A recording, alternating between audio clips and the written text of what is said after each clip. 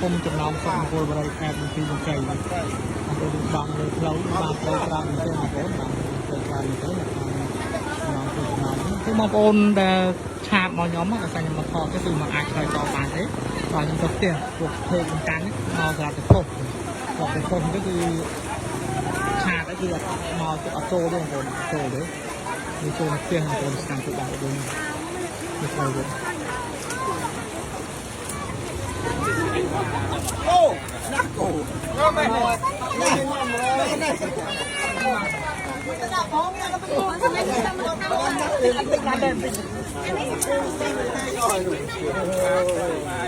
เชื่อ